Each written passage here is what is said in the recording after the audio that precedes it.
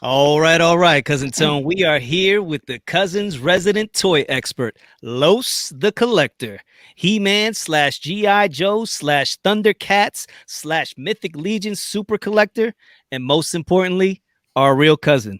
What's good, Cuzzo? Welcome to the Cousins Collectibles podcast, man. How you doing?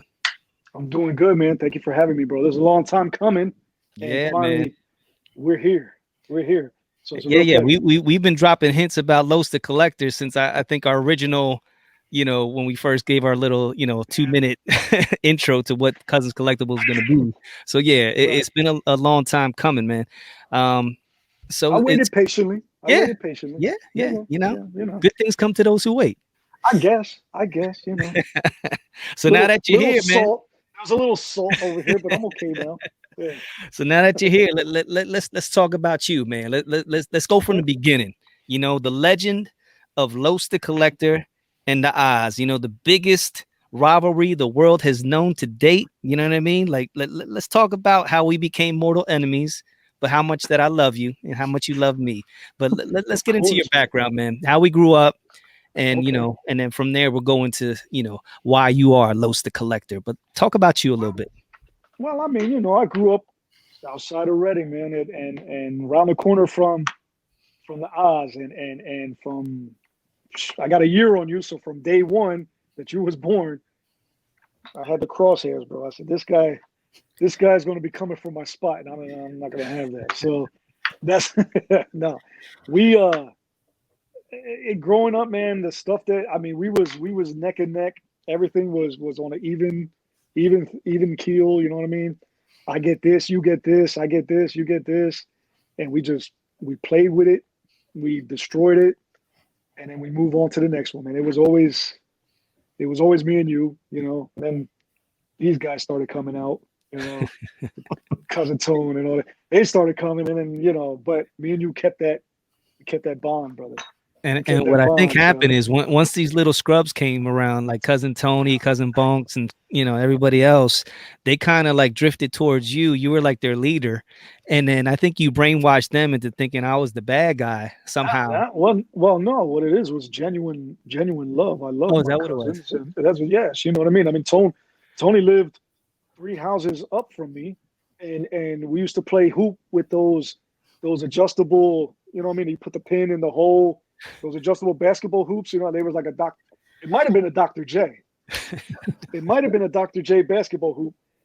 And we set it up in his living room, and me and him are playing, and I understood Tone. No, well, see, so here's the thing. Like, see, and for those who don't know, our family, we kind of like, for some reason, we own like a 2-block radius. I don't know if I always say whoever was the realtor, he really racked up. Oh, he made out. But little comments like that from the Oz, like when these scrubs. See, it's a joke. It's a joke. You guys can't take jokes. Little things like that, or but nah, so sensitive. Nah, but hey, brother, seriously, man, welcome. It's like you said, it's been a long time coming, and it's a pleasure. And for those, like I said, this is going to be a little bit of a different episode. As opposed to the traditional interview. We'll kind of be bouncing things back and forth.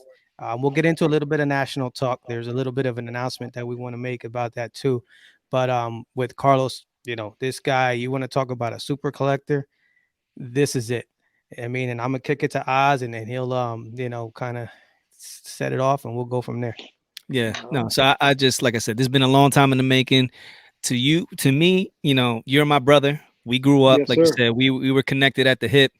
So whether it was, we were playing tiddlywinks, it didn't matter what the hell it was. We were just always competitive, and now it comes full circle to where, we're older now. We got some disposable income. Cousin Tony and I started with the cards. You got your toy collection, and we talked about before this even came about, the podcast and everything was like, Cousins Collectibles. We got, we can get the cards.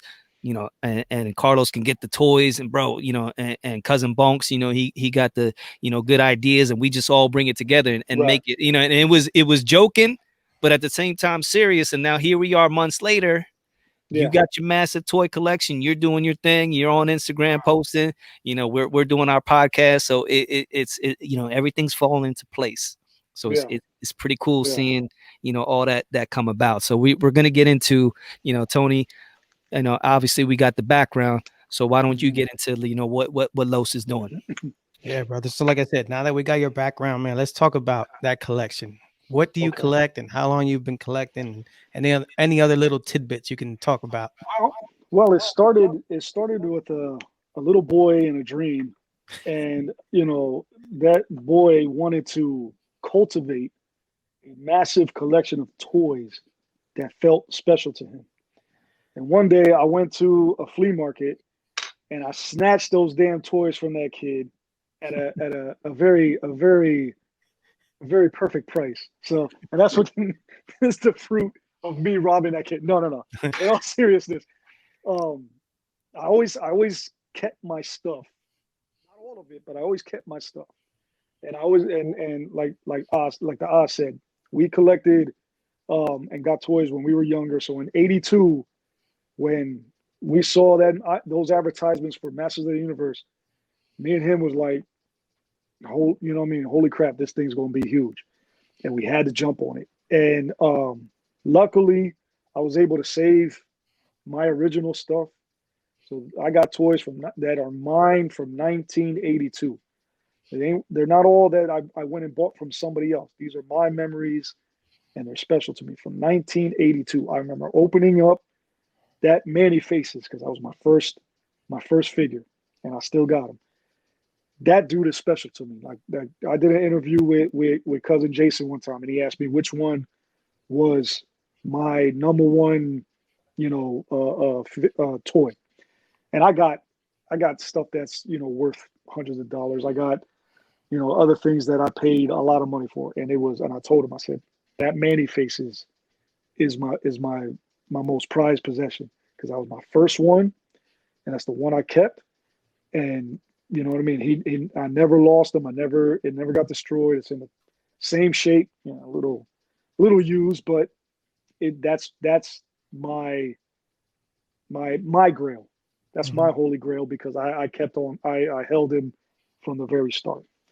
So, it truthfully, I brought up joking around about a flea market. Me and my wife went to a flea market one time, and like I said, I still had my Masters of the Universe from the original.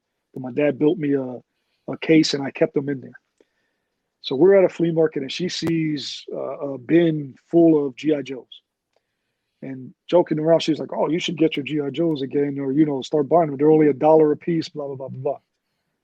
So that actually was the genesis of this. You know what I mean? Was that day at that flea market where and she hates when I tell this story because she goes, "Don't put that on me. Don't put that on me." And I'm like, "No, it's because of you."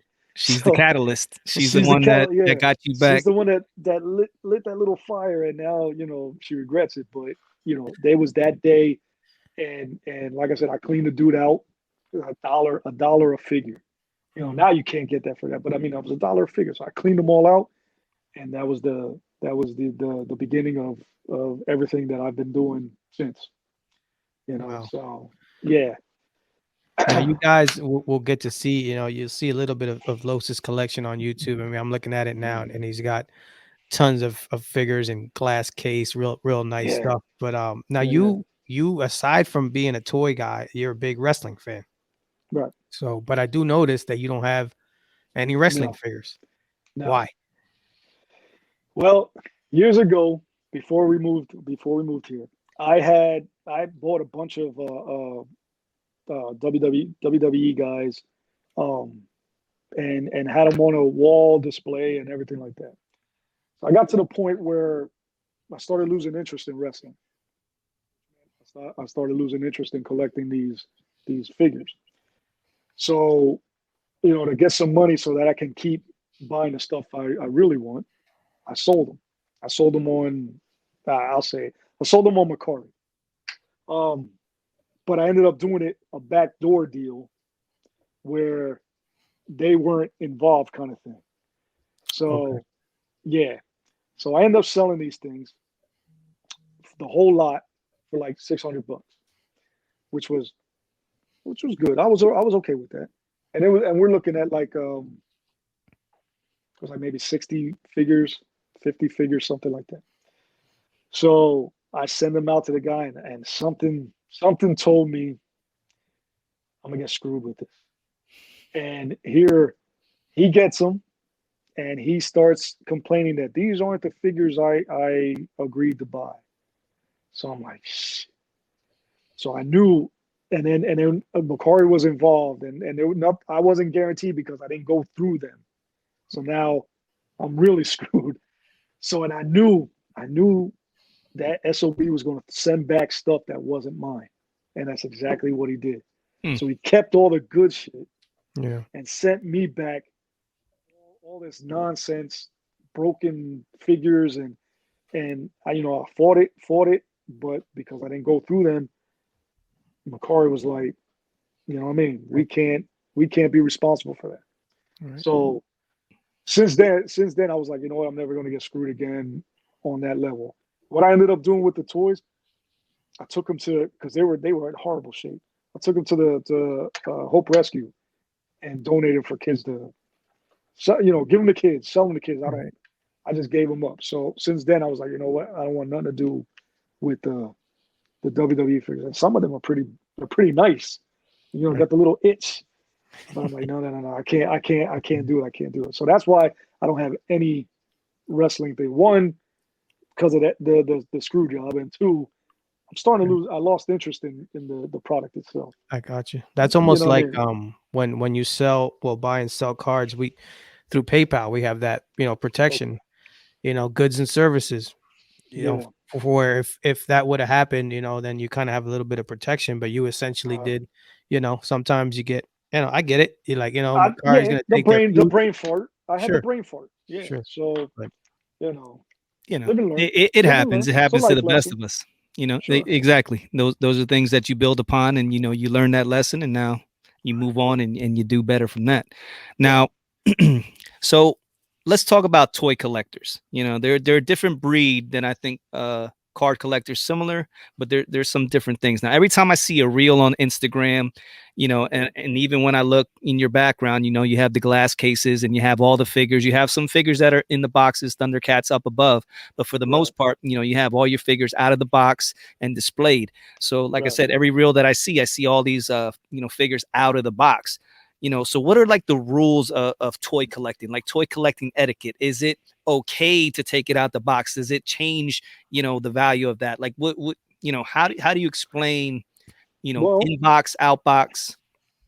no, and that's we talked about this before, in person, off camera stuff like it's it's all personal preference kind of thing. I mean, what are you getting into collecting for? Are you Hmm. getting into collecting to flip these guys and make a profit and all that, or are you collecting because it gives you that nostalgic feeling, or you could take uh like appreciation for essentially some of them are art pieces. Yeah, they may be able to move and you know, they got, rubber bands in them or something, but essentially they're art pieces. Somebody along the line uh, um, sculpted this thing and it became a toy. So, so you almost got to be on which side are you on. I'm kind of in the middle of that whole thing. Like I can keep things in on card or in package, and then there's times where I'm, what, I got to touch this thing. I got to I got to display it. I got to put it with all its weapons and stuff like that. So it's almost, I don't know. You It got to play it with it. Just say it. Yeah, I got to play with it. I'm a kid. I'm I a kid gotta at ask. heart, man. I have to ask. I have to ask, and Okay. this is off script, but here it goes. It's Saturday morning. Okay. Let's just say it's 8. Okay. You go upstairs in your room. Is there a TV? Is there, is the underoos? Is this how No, far does it go? I don't play with my stuff. Okay. But I'll walk in this room and go. damn, you know what I mean? And look all around and just stand there. I lay on the floor and do freaking snow angels, you know. But I sit back and I'll admire or take pride in the stuff that I did. But I know I don't play. I don't play with my things. I don't. Other than the video or the pictures I take for Instagram, that's the only posing you're gonna see. You know what I mean? Me do. I don't really play with. Plus, you know, my wife will come in here and make fun of me. You know, she'll lose respect for me, man. I can't come back from that. So, you know what I mean? So I can't sit there and do that. Psh, psh, psh, you know, I don't do that stuff. Okay. Yeah. For some reason, I don't know. I don't believe that. No. But truthfully, I mean, you can, dude. When we go to your house, and I'm bringing all my stuff over. Mm-hmm. Really play, or did we just set up? It depended. I mean, like for the most part, it was set up. You know what I mean? Like you did have, but you did have your dad built a wrestling ring. Yeah, he did. You know what I mean? So it was like we had the He-Man, and then Los's dad built the wrestling ring with and it had the string, so it was kind of like you could pretend like it was a wrestling match between He-Man, Skeletor, whoever you wanted to do. So back in the day, we used to do all kinds of stuff. When it came to the toys, and it was funny because like I had everything. I had it all. We both collected tons of He-Man, G.I. Joes, Transformers, so on and so forth. And the difference between me and you is your dad actually saw that you valued this stuff. He built you cases, glass, wood, and then with the door, and then you could see you had the glass on out or the plastic, and then you could put these things away and actually preserve them. Where my parents were like, you know what I mean? This is junk. They're just toys. Yeah. So as soon as I bounced to college, that's it. It was gone. Yeah. So I always I got one guy. I got one Skeletor, Battle Armor Skeletor from, that's my only vintage guy that I had. So then when I seen, when I first went to your house and seen your collection, dude, I was like, yo, it was exciting and I was happy. But at the same time, I was like, I felt like empty on the inside. Like I was missing, you know what I mean? Like, damn, like this was my childhood and it's gone, and here you are sitting doing, snow angels in your damn room. And you got so many toys. And I'm just like, I got one, So we'll get into a little bit later, but the Oz got the, it got the bug now. You know what I mean? Like when you brought up that wrestling ring, dude. I had that thing up until I moved into this house.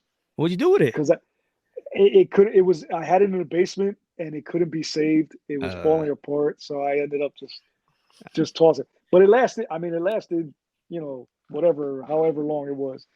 But I still got the case with the glass door and everything. That's in my basement. I still got that thing. So my dad asked me about that. Probably like a year or two ago. Son, do you still got that case? I said, yeah. He was like, man, he goes, I thought you would have threw it. I said, no, I still got that. That's a work of art, man. Yeah, definitely. And that preserved a lot of your memories from childhood. So that kind, I mean, in that aspect, I'm like, man, I always think about that. Now, getting back to like the etiquette. So you're saying basically you got to make a choice as a toy collector. You know what I mean? Like you can, and again, similar to cards, because there's card collectors that they build sets, or they do different types of card collecting. There's people that just want to get the case hit, so on and so forth. So when it comes to the toys, you know what I mean? Like you said, some guys just want to go ahead, take it out, touch it, feel it, pose it, take a nice picture of it. Myself, I bought a ton of toys just recently, getting back into it, as I can't take it out the package. It's like, but you're staring at them like you. Oh, bro, like a mug. You know what I mean? Like I'm looking at them like, I can't stop looking at them. And I love cards. I love cards and I love collecting them. But it's like toys, He-Man. That was, like I said, that was my childhood. You know what I mean? Besides Nintendo, playing video games, it was all about for that 3-year period. Me and you, from like I said, 82 is when they came out, so about 84, 85, because then we started doing other things. That period right there, bro, that's all we were about. Was Masters of the Universe. That was our thing. And I used to get, and I've said this to you, I used to get jealous because you would get stuff. Now my mom and my dad, well, not necessarily my dad, but my mom would be like, oh, Carlito, we can't afford this, and we can only get you what we can, So they kind of make me feel like shit that I'm asking for it, but I still wanted it. Yeah. It's like, okay, I get what you're saying. Can I get it? You know what I mean? And I don't know. Do you remember how much they cost? Probably like $6, Like $5.99, four, yeah, $6.99, $4.99. Yeah. depending on where you went, right? So back. I mean, now that's nothing, but back then, That's a lot. it's a lot of money, man. So compared to like the old GI Joes. GI Joes were like $3. Yeah. You're doing, you're going up in more in price, so it was a harder sell, especially to my mom. And yeah, she fucking hard ass. But anyway, but but for that, like I said, for that 2-3 year period, man, we was focused on that. And when I seen you get the castle, I'm like, ugh. I seen you get the snake mount. I'm like, oh my god, can I get something? Can I get something in between? You know what I mean? And I'm packing up my little suitcase. I'm telling mom I'm going over to Cari's house. We're gonna go play He-Man because he got all the things, and all I got is this box. You know what I mean? This case, or a bag that I bring over figures because remember our deal. Our deal was I get one, you get the opposite character. You know what I mean? Yeah. To fight, and then you go and mess that up by getting both of them. And I'm like, this guy's a piece of shit. You know what I mean? And he's ruining our Hey. arrangement. Right. But They kept coming out with figures. I had to take care of it.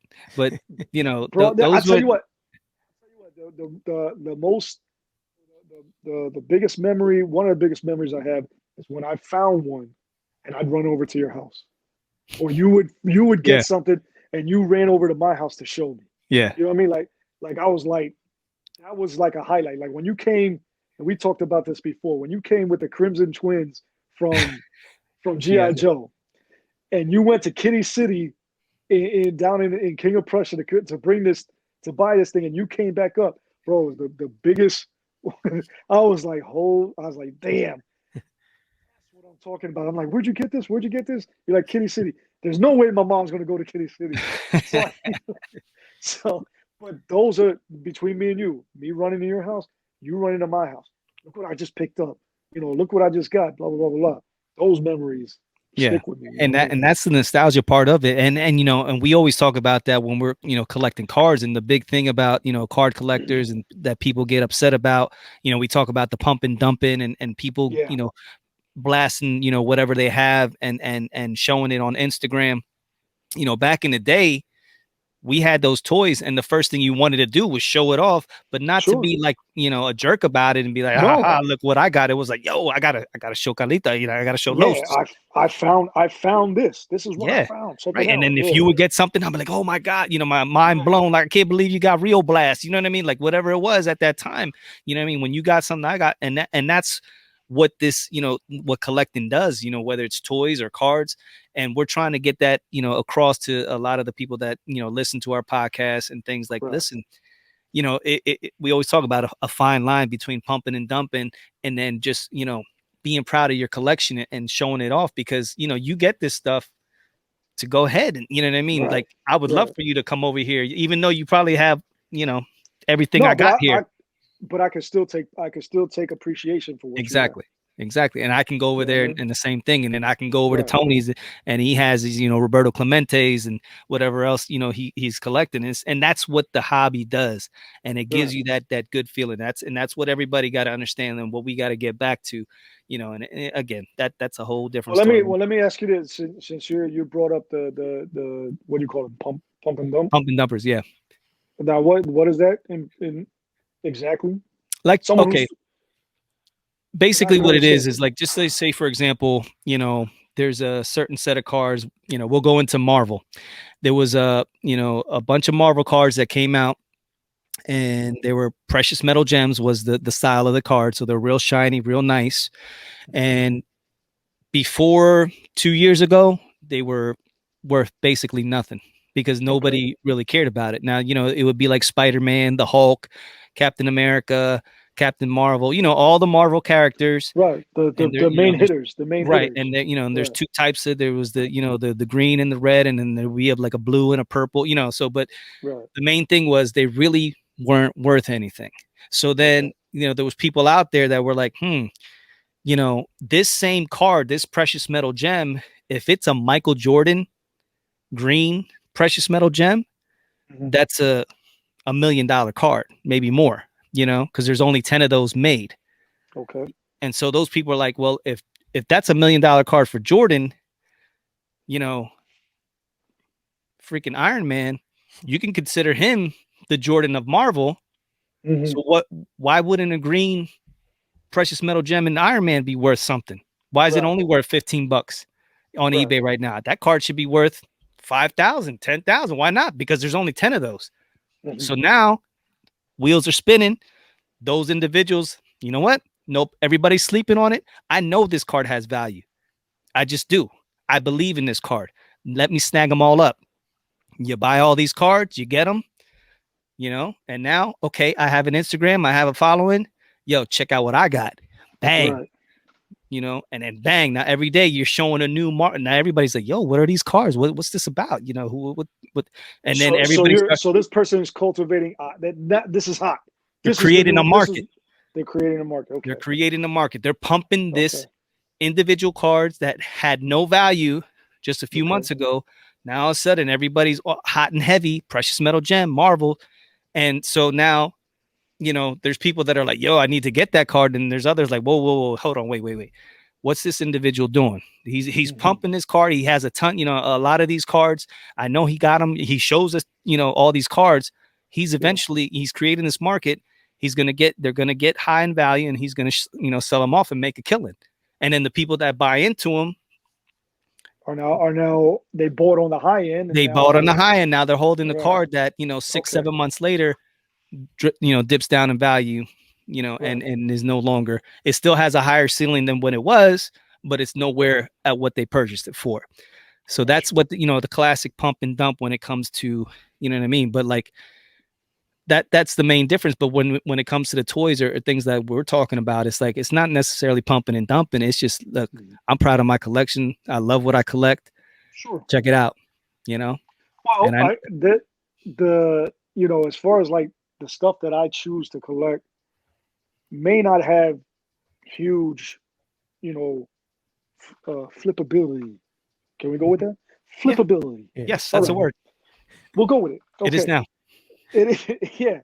But to me, it's that piece that's like, damn, that's a special piece.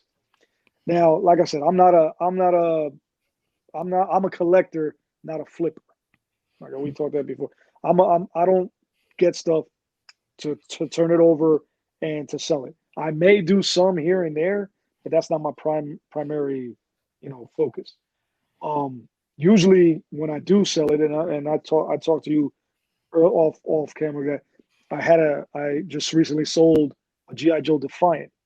Now this Defiant is considered a holy grail in the G.I. Joe world. Now, real quick, what is the Defiant? What is that? The Defiant, it's a space shuttle gantry. I mean, it's like, I'd say a good, 30 inches long by maybe 2 feet high. And when this thing converts up, it's a huge toy. And it came out in '87, and by then, I was already done with toys, so I never even seen it in the store. So this thing, like I said, I got it for pennies, if you want. Bought it at a flea market. I remember walking up. I was with my son. Walked past it, and I did a double take. I said, "Whoa!" And I looked over. I go to the chick. How much? She said, 30. No, she said $40. I said, I'll give you 30. 35. All right, 35. So I'm carrying this big thing back to my car. You know what I mean? And it wasn't complete. Didn't have all the stuff. It was missing a lot, but it was something to work with. And my plan was to build this thing up, get pieces and, all that kind of stuff. Well, as I started realizing, and like I said before, the smaller the piece, the harder it is to find, the more expensive it is. You know, like you guys talk about with your cars of finding that that that card that's just in somebody's basement that they didn't even know they freaking had, and it's worth, you know, all this kind of. Well, here these little things, nobody kept them. You know, when we used to play, we'd open the package and Yeah. the weapons would go wherever. So the littlest things, they're they're sometimes the most expensive to get. Like I've seen a ladder for a playset that's like $200. You know, and it's something that you think about. It's $200. And more than the thing itself. You know what I mean? So there's where it gets a little hard. So I was like, you got to come to the reality of I'm going to spend more money trying to get this thing back up and running than it's probably worth. You know what I mean? So I, even if I wanted to, I got it, you know, in perfect condition. I try to sell it, I'm probably just going to break even or even lose some money. So, you know, sometimes I'll cut my losses, make a nice size chunk of change, you know, and just be like, you know what, even though I would like to, I gotta have it because it's that grail, like I said. Sometimes you gotta just let it go, take that loot, and go get something else. So So you bought that for 35, and then you quote yeah, unquote flipped it for what? for close to $7? 700, 700? 700? 700. Yeah, 700. Um, yeah, I had it. I had it originally for 8, and well, actually 750. And me and the guy are talking back and forth, and I was like, I said, you know what? I really was looking to get like 685 for it. So Mhm. selling it for 7 was more than I Yeah. thought. But Nice. but yeah, he was happy. I'm happy. Now I got some more money to go hit RetroCon, you know, and just add more stuff to this room, you know, and into the basement. So, Nice.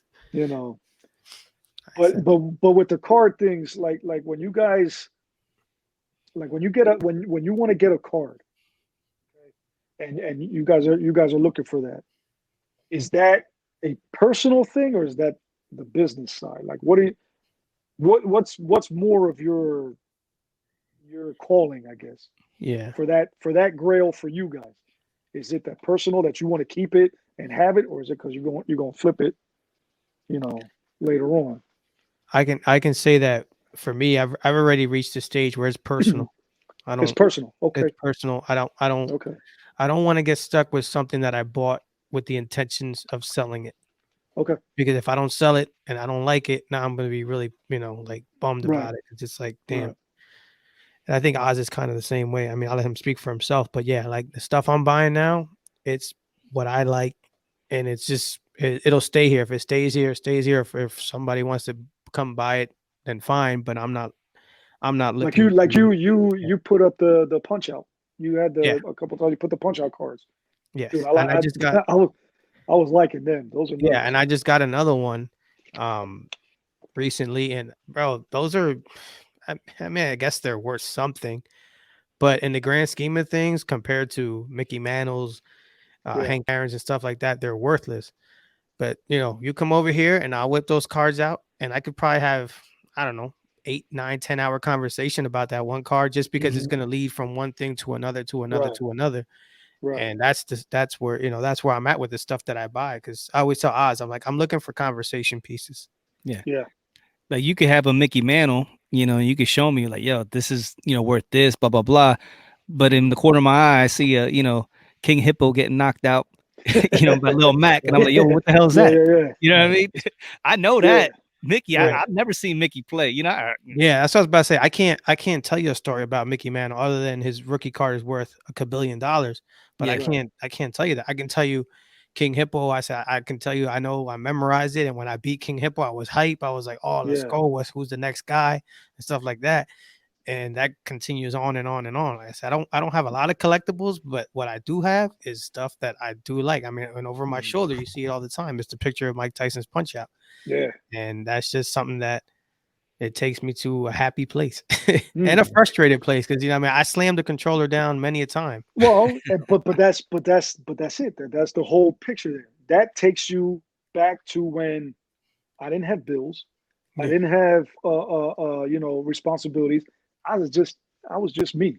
It's that, I don't want to say simpler time, but it was. Yeah. It was. This is where you started growing to be who you are, Yeah. and who you end up being. This stuff, some people could look at it. Oh man, you're freaking 48 years old. Grow the hell up. Blah blah blah.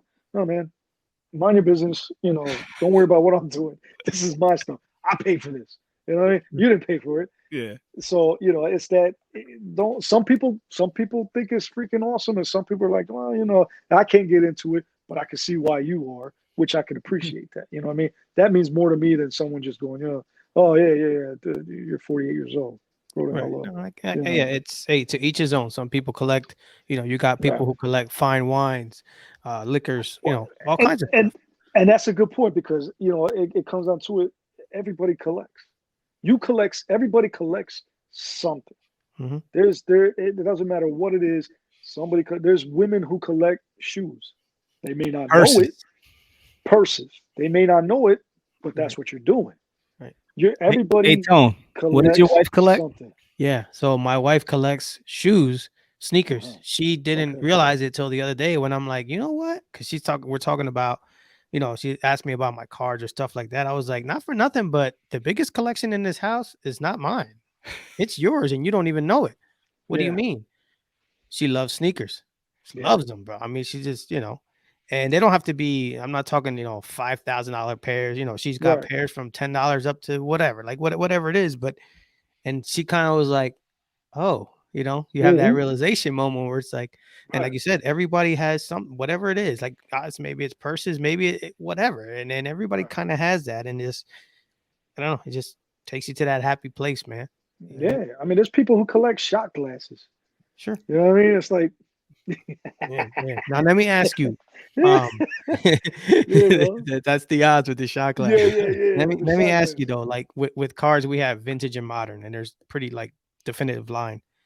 With toys, what's kind of the line of demarcation as far as what's vintage, what's modern, and how do they like are some worth more? Like is a newer like for instance, and I'm sorry to hit you with everything at once, but like today, like a modern card could be worth 10 times what a vintage card is, and that player hasn't done much. But how is it with toys? Uh, well, obviously, if that vintage toy is still in the package, sky's the limit of how much it's worth. Okay. Um, you know what I mean? Because there's just in like the Masters line. I mean, if you get a carded He-Man from Argentina. Remember, I told you I was about not necessarily knockoffs, but other countries got licenses and they Hmm. were able to make it. Those are more expensive than an American version. Okay, Original. original. And now we're talking about in the package, like a He-Man in the package from Argentina could go for 15 grand, 20 grand. Now I seen like ones in Spanish. Is it in Spanish? No, Like the it's packaging? actually no that's really that's just because of where it was sold. They'll do Spanish, French, Hmm. English, the language and stuff like that.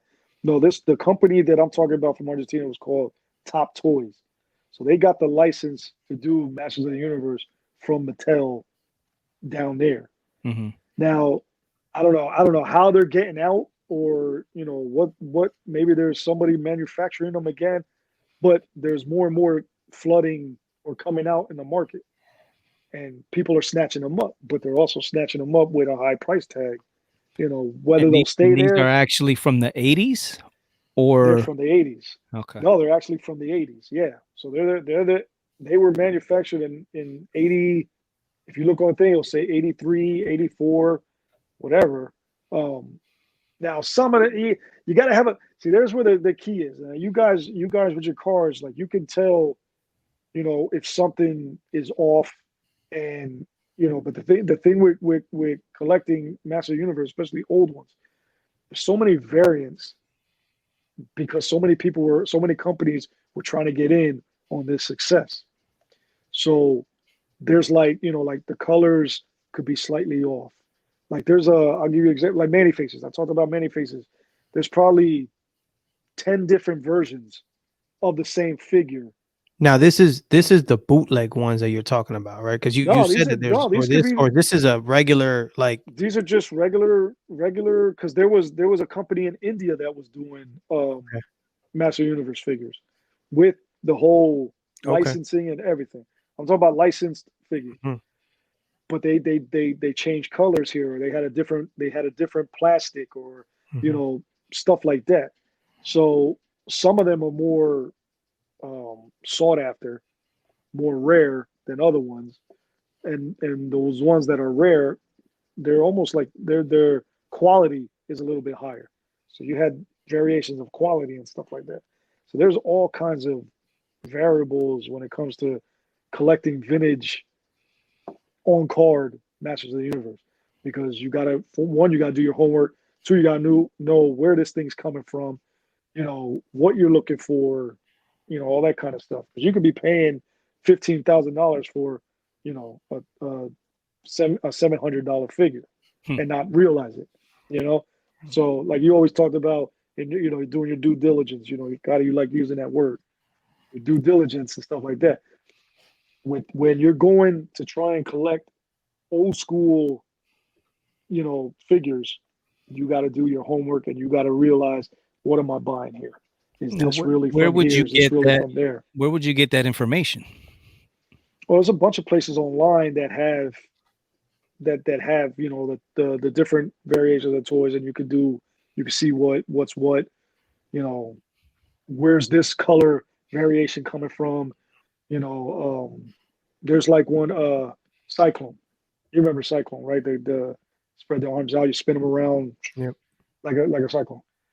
I think in the U.S. version, he has blue boots. That Top Toys company has yellow boots.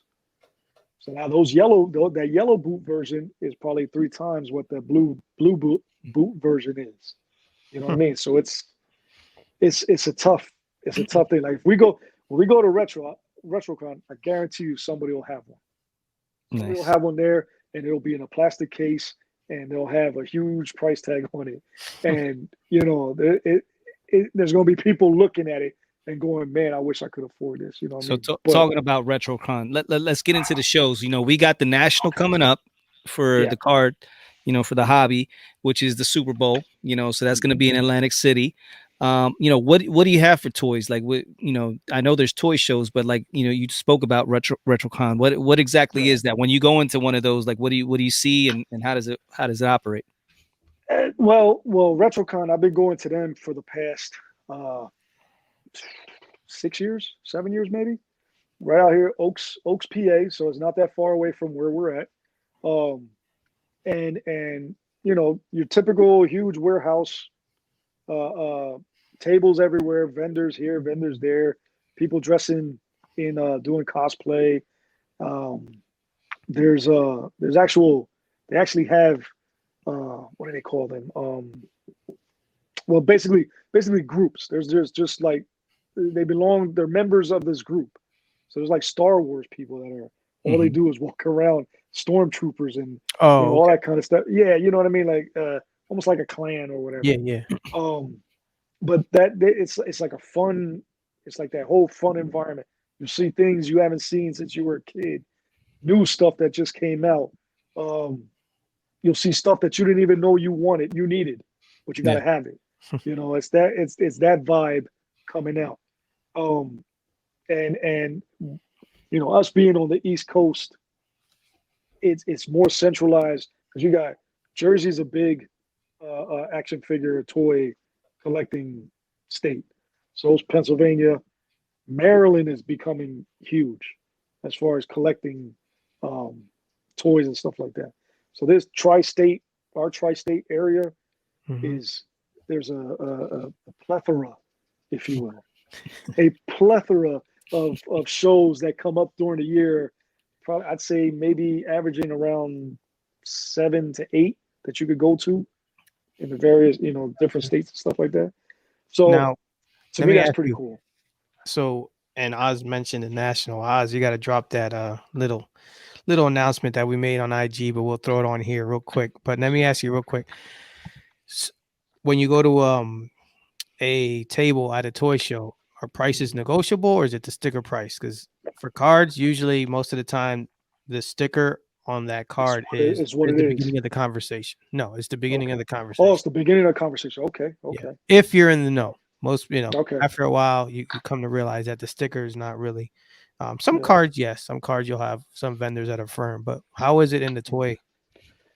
I guess it would be if you go to a show and it's a 2-day show, obviously you're going to get better deals on that second day. First day, they're going to stick true to what they have there, and they'll be like, well, no, that's my price. Don't buy it. That's their attitude. Now, second day comes up, you see that figure still there. You're like, listen, man, you had that up, it didn't sell. I'll give you, this much. So you can kind of. The second day is a little bit easier to work out a deal than on the first. But then you got some guys who just like we talked about. They grab their phone like, oh, well, let me see what eBay has it up for, and they're like, bro, I'm not. Then I buy it from eBay. Yeah. I'm not buying it. I'm buying it from you. You know what I mean? And I said that to the one dude one time. I said, bro, you're going on eBay. I said, for that, I just go on eBay myself and just buy it. Oh yeah, but I got it here. Then give me a good price. Yeah. It would be like, man, I'm walking. I don't need it then. And the truth of the matter is, you'll find, you'll see something at one table. You're like, okay, I got my eye on that thing. I guarantee you, 100%, you're going to see it on another table for $10 less. You know what I mean? And all you got to be patient and not, for lack of a better term, blow your load right from the get-go. Right. Because there's probably going to be another deal coming, on another table somewhere. And you just got to you got to know what you want, know what you're willing to pay. And if it ain't what you want, you move on, Eventually Sounds you'll familiar. get Sounds very familiar. Is this what you guys do too when you're Hey, I walking mean, around? it's exactly the same thing. Yeah. It's exactly the same thing. You go to these shows looking for the deal. You know what you have in mind. You know what you want to get. You know how much you're willing to spend, and you're hoping that you can find that particular item, and then you're hoping that dealer is going to work with you. Like you said, you could easily go on eBay and find, or wherever on the internet, find whatever you want.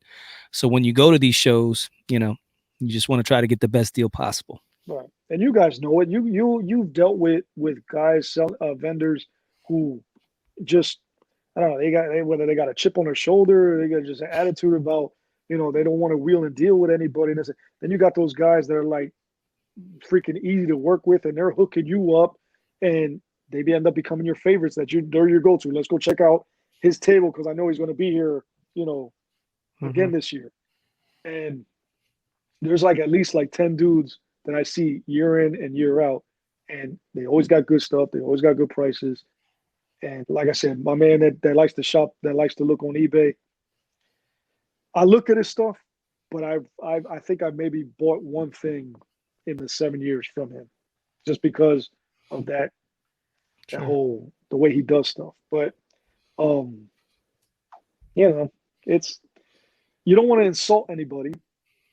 You're also looking for that deal, Yeah. So you got to, that's that fine line there, you know what I mean, of being, all right, you're making something here. I know what especially when you know what they paid for it. That's the other thing. I know what you paid for this, you paid $5 for the freaking pack. Come on, man. I know what you paid for this shit. So, but a figure, I know what you paid for that figure. Paid $40 for it. I don't give you $400. I'll give you 80. I'll double your money. I've done stuff like that. Oh no, I was like, all right, well then, see you later. I'll find it somewhere else. That's the game. That's the game. And eventually I'll find it. And eventually I'll find it for the price that I want. Yeah.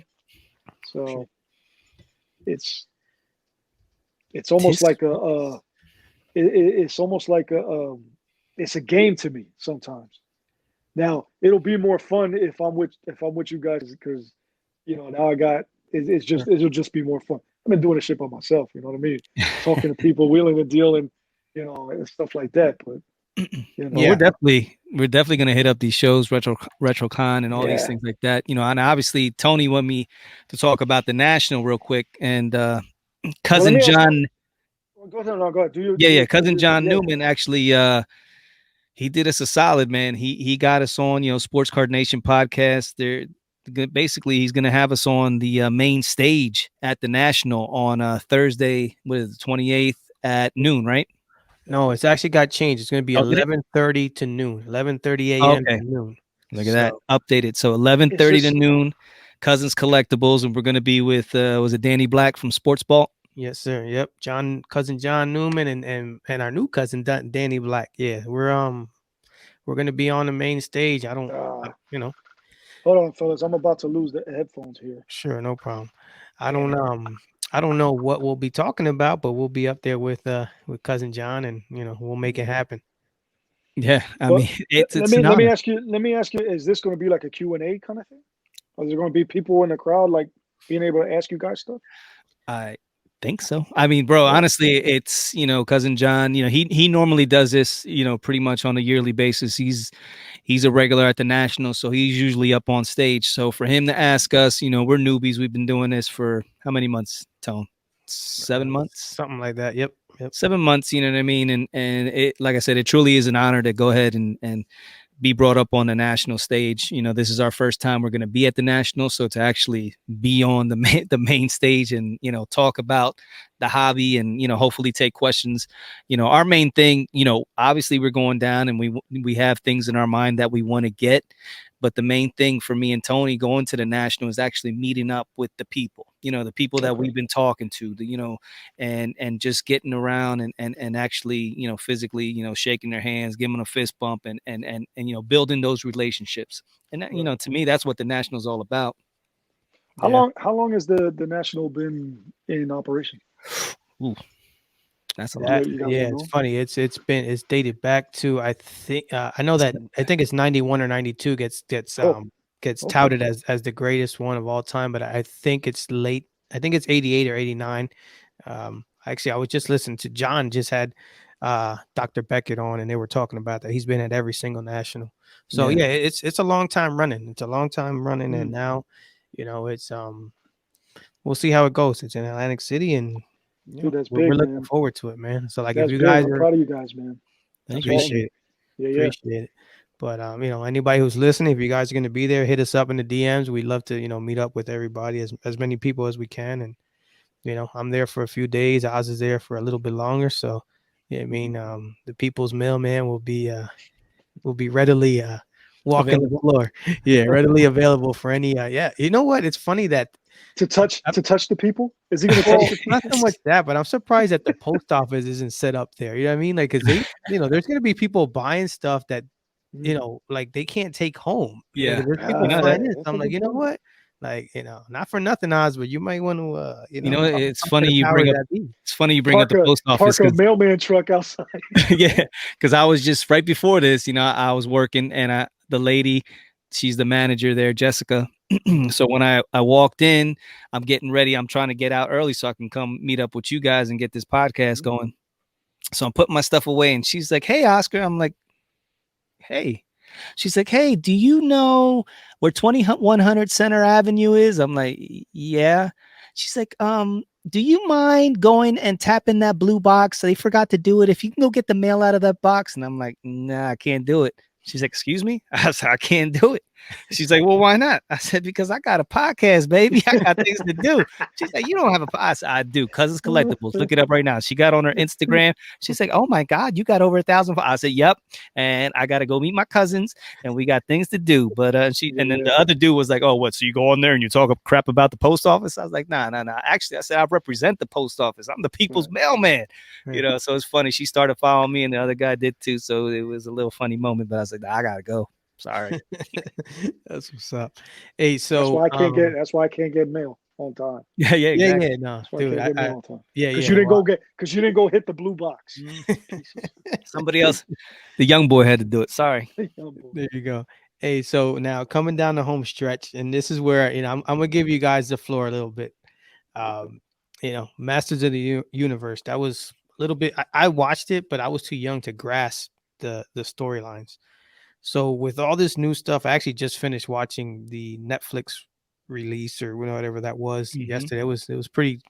It was dope. I was like, wow, it was actually graphic and told you the second little part was going to be graphic. a little bit better. Yeah. Yeah. So nothing too crazy, but a little. I don't Mhm. want to spoil it for anybody who may want to watch it. But talk to me about like some either like I don't know, like unknown storylines or just or facts about the show that maybe somebody out there listening is like, what the heck is all this crap? And just might want to, tickle them a little bit and get that interest going. Well, I mean, when the figures first came out, they came with the little mini comic and everything like that. The storyline was non-existent. He was a barbarian in the jungle with a bunch of other barbarians, and there was like Prince Adam didn't exist. There was no like it was a battle for the castle, like nothing was defined. Hmm. Then as they kept on going, the more creative minds were getting involved and all that kind of stuff. Now you look back with all the comic books, and I'll admit I never really read the comics that came out from like DC or anything like that. Mhm. But the backstories of a lot of stuff, I mean, these guys went deep. They went deep, and we talked about this off camera, and you know, like the Oz brought up Skeletor. Before he was Skeletor, he was Keldor, and you know, half brother of freaking Randor, and ends up being Prince Adam's uncle or He-Man's uncle, if you will. Mhm. And everybody's like, damn, what the hell? It's always got to come that full circle kind of thing. But then it gets even dirtier because I said that the king's dad was living foul, with some chick, some blue skin chick, and that's how Skeletor looks the way he looks, and you know, it's it gets deep. All right, It so you gets real telling deep. me, okay, hold on. So basically, King Randor, who is Hmm. Prince Adam's dad, Yes. right? Hmm. He has a half brother named Keldor, Yes. who's older, Right. but happens to be blue, Right. right? Now, Keldor eventually becomes Skeletor. Right. Because he ends up hook. Well, in the one cartoon, that 2000 X version, he ends up getting burned with acid, and that's Hmm. why the skull comes out. So So, his but he goes skin to the skin stay the same, but he goes to Hordak to to help him. beg for his life, and that's why he owes So him through being all the thing. King Yeah. Randor's half brother, that makes Skeletor He-Man / Prince Adam's uncle. Right. But like we said, he should be the king because He was older, he was older, right? And but since somehow but since he he was got bypassed. blue, they weren't feeling the blue uh feet. The blue And people didn't get as much respect as the they were as the looked light down. They skinned were King looked down. Randor. They were looked down upon, as Inferior. a percentage of, Yeah, yeah, if I will, a gotcha. percentage of what the lighter tones would be. Therefore, he was not given that that honor of being king. Gotcha. So You all right. know. So now let's talk about Man at Arms and Tila. So Man Okay. at Arms, the Mhm. original story is that he adopts Tila after the sorceress Right. is not able to take care of Tila Right. because she has to perform the duties of basically, keeping the powers Right. of She Grayskull can't. She safe. can't leave the castle. She Right. can't leave the castle, so she Right. gives Tila to be raised by Man at Arms. So Right. in the new revelations, they kind of have it where, uh, the sorceress and Man at Arms are like a romantic relationship, and they Right. show it as if they had Tila. But Right. in the backstory, they actually have Fisto, Hmm. who is Man at Arms' older brother, Right. and he had a relationship with the sorceress. With the So sorcerer. the rumors are that Fisto was actually Tila's father, Right. and Man at Arms raised her. See, now I would tend to lean towards the latter one than the Revelation storyline, because that's what's his name, Kevin Smith's interpretation or whatever, his interpretation of because the original, when we watched the Filmation version, it was Fisto was her dad. In the 2000X version, Fisto was her dad. So, Kevin Smith switching it up, that's his artistic interpretation. What do they call that? Interpretation, his freedom, and he made it that way.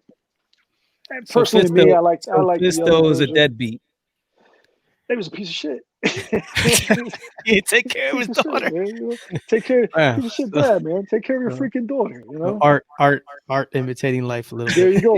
Buy her some freaking milk and some diapers. So now that everybody's got a little bit of crash course on He-Man, let me ask you, and then we can wrap it up from there. But what is that one figure that you don't have, that it's just like out there, that you're like, that pie in the sky, maybe figure or whatever, anything? Well, what is it? I think it's, and people who are watching this, they'll know the answer right away. And it's they called it Wonder Bread He-Man. So there you go. Oz, you've heard about Wonder Bread He-Man. Yeah. So there's like all this mystery about this figure and how it became. Like, there was rumors that it was a promotion through Wonder Bread, which turned out to be not true.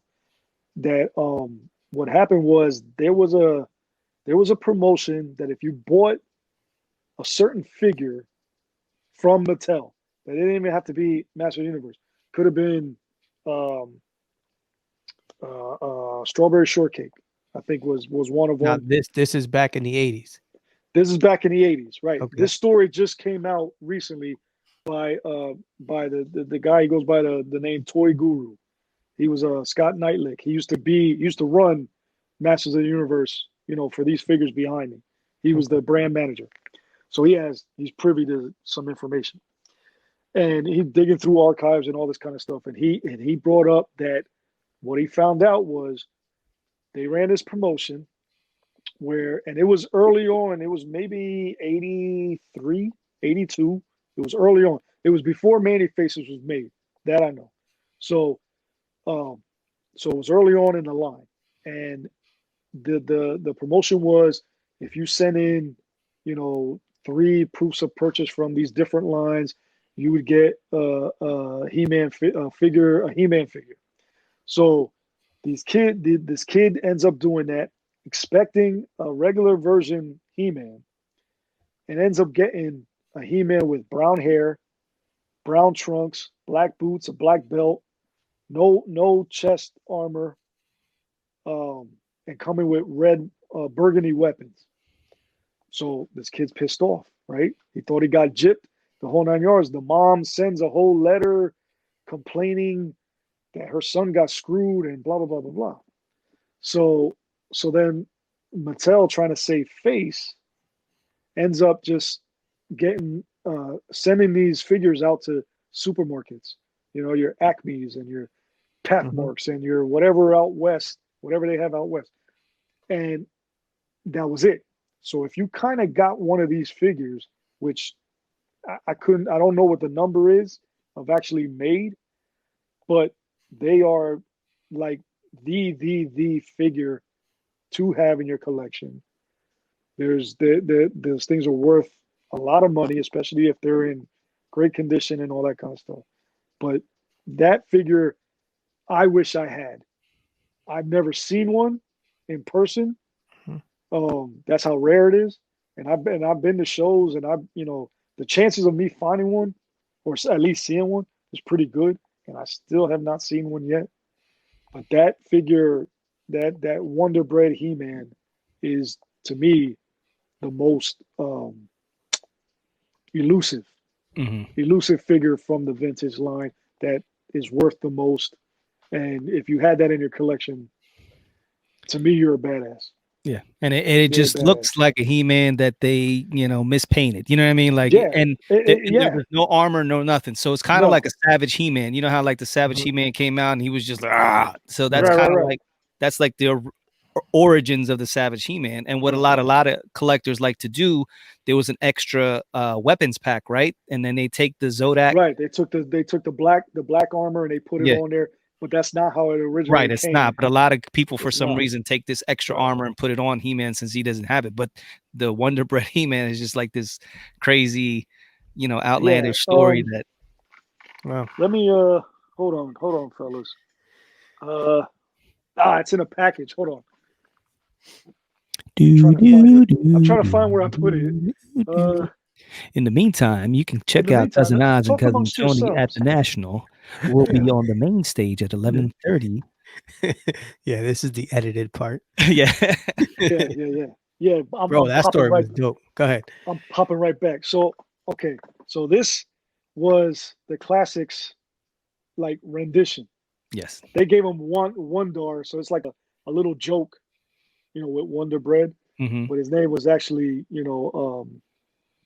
they actually just called him He-Man, and it just but it was they made a joke about it. But there's the armor that the Oz was talking about, Mhm. and it's just brown Yeah, so trunks, you're black so black things. I got you. Yeah, so So for the podcast, yeah, so you're holding up, it kind of looks like almost like a bootleg He-Man there where you Mhm. exactly, yeah. exactly. But the original version is money, is money. You know what I mean? And you're paying So, thousands and like, give thousands me a of dollars on roundabout, it. like, how much? Like, a roundabout for, like, a decent If it was in great shape, I'd probably 15, probably 15 15K? grand. Yeah, Wow. 15, 16 grand Wow. with all the weapons and everything like that. And this Yeah. thing is in perfect shape. You know, did I lose you guys? No, you're good. Oh, okay. Um, No, you but did. did you can't hear me? Yeah, you're fine. I mean, you're coming through the Yeah, through these. the iPad. Yeah, yeah, you're good. You're good. Hey, so So, what I'll do is go ahead. but what I'm saying is if it's in perfect condition, paint is good and everything like that. If you have one of those and you can find one of those, you got a hell of a find. And I'd sell Olivia to get one. That's That's crazy. it. Hey, and for you guys who want to check Carlos out, he's on Instagram and he's at LOS underscore the underscore collector. Check him out. He's got videos and pictures of his collection and is like I said, I haven't seen it yet in person. The Oz is like, dude, when you see this in person, it's a museum and he has like it's not a whole bunch of stuff just thrown around. It's you walk in and it's very well organized and Yeah, tells a beautiful story. So dude, before I kick it to the Oz again, bro, thanks for coming on, truly absolutely. appreciate it. And this is only the tip of the iceberg. Yeah, you got stories for days. Well, yeah, we were just talking about masters. We didn't go into anything else, man. Dude, I got a lot of information that I need to get the hell out.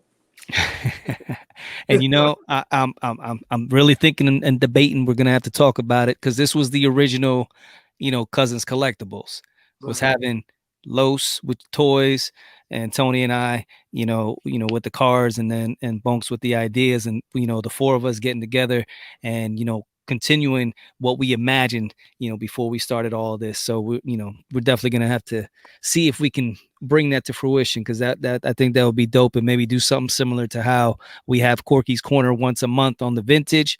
Maybe we could have a toy, episode, or just like a mix of how we're doing toy cards, because it's all collected. Like you said, whether it's toys, whether it's cards, whether it's coins, it doesn't matter. We all collect something. Like Tony's wife is collecting sneakers. My wife, I don't know, I think she collects anything. Oh, maybe Betty Boop. I think that's what she collects. She doesn't There you admit go. it, but she There has you some go. Betty Boop, figurines. So that's her thing. And I know your wife. What is it? Walking Dead. Yeah. She has all kinds of stuff, but she started doing Game of Thrones Okay. figures, and stuff like that, and so she don't want to admit it, but she is. She's yeah. Yeah. She's a collector. You know? Nice. So we're all collectors, you know. And again, Los, thank you for But coming on. that's a healthy mental thing to do. It's not something to look down on. You know, people like, oh, yeah, no, sports cars. Oh, that's what a waste of money. No, man, it's a healthy. You know, some people can make good money on it. Some people are doing it for their feelings and for, like we talked about, that comfort. That this is what I remember, and this is what I like to be surround myself with. Yeah, you know? The nostalgia, baby, gets you every time. It does. It does. You ain't getting no younger. Hey, you got that right. You got that right. So with that, brother, we're gonna kick it like we always do, with keep focused, keep positive, and keep collected.